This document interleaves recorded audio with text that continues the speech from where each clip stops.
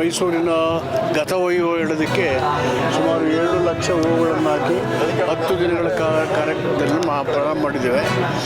5 ದಿನ ಸಾಂಸ್ಕೃತಿಕ ಕಾರ್ಯಕ್ರಮವೂ ಇರ್ತದೆ. ಸೊ ಇಲ್ಲಿ ವಿವಿಧ ಫಲಪುಷ್ಪಗಳಿಂದ ವಿವಿಧ ಚರಿತ್ರೆಯನ್ನು ಪ್ರತಿಬಿಂಬಿಸುವಂಥ ಕಲಾಕೃತಿಗಳನ್ನು ನೋಡ್ಬೋದು. ಹಾಗೆ ಆಯುರ್ವೇದಿಕ್ ಸುಮಾರು 500 ಗಿಡಮೂಲಿಕೆಗಳಿಂದ ಯಾವ್ಯಾವ ಗಿಡದಿಂದ ಏನೇನು ಮೆಡಿಸಿನ್ ಸಿಗ್ತದೆ ಅಂತ ಹೆಚ್ಚು ಇನ್ಫಾರ್ಮೇಟಿವ್ ಇದೆ. ಮೈಸೂರವರು. ನಮ್ಮ ಮೈಸೂರಲ್ಲಿ ನಾನು first time flower show first ಡೇನೇ ಬಂದು ನೋಡಿದ್ದು. ಯಾವಾಗಲೂ ನಾನು ಲಾಸ್ಟಲ್ಲಿ ಬರ್ತಿದ್ದೆ ಅಥವಾ ಮಧ್ಯದಲ್ಲಿ ಬರ್ತಿದ್ದೆ. ಈ ಸಲ ತುಂಬ ಚೆನ್ನಾಗಿ ಮಾಡಿದ್ದಾರೆ. ಬೆಂಗಳೂರಲ್ಲಿ ಲಾಲ್ಬಾಗ್ ನೋಡಿಲ್ಲ, ಬಟ್ ಆದ್ರೂ ಅದಕ್ಕಿಂತ ಸ್ವಲ್ಪ ಚೆನ್ನಾಗಿ ಮಾಡಿದ್ದಾರೆ ಈ ಸಲ. ಬೇರೆ ಇವೆಂಟ್ಸು ಅಷ್ಟೇ ತುಂಬ ಆರ್ಗನೈಸ್ ಆಗಿ ಎಲ್ಲ ವೆಲ್ ಆರ್ಗನೈಸ್ ಆಗಿ ಮಾಡಿದ್ದಾರೆ.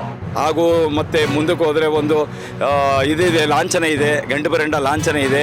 ಬಂಡೀಪುರ ಫಾರೆಸ್ಟ್ ಅನ್ನೋದು ಏನಿದೆ ಅದರಲ್ಲಿ ದೊಡ್ಡ ಆನೆ, ಚಿಕ್ಕ ಆನೆ, ಜಿಂಕೆಗಳು, ಬೈಸನ್ನು, ಎಲ್ಲ ರೀತಿಯ ಹಾವು ಈ ಗಿಡಗಳದ್ದು, ಪಕ್ಷಿಗಳು ಎಲ್ಲ ಥರ ವಿನ್ಯಾಸಗಳನ್ನು ಮಾಡಿದ್ವಿ. ಈ ಬಾರಿ 19 ಐಟಮ್ಸ್ ಇದೆ.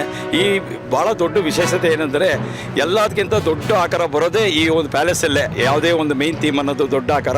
ಇದಕ್ಕೆ ಒಂದು ಸುಮಾರು ಎಲ್ಲ ಸೇರಿದ್ರು ಒಂದು 18 ರಿಂದ 20 ಲಕ್ಷ ಹೂ ಅಂತ ಹೇಳಿದ್ರೆ ತಪ್ಪಾಗಲಾರ್ದು.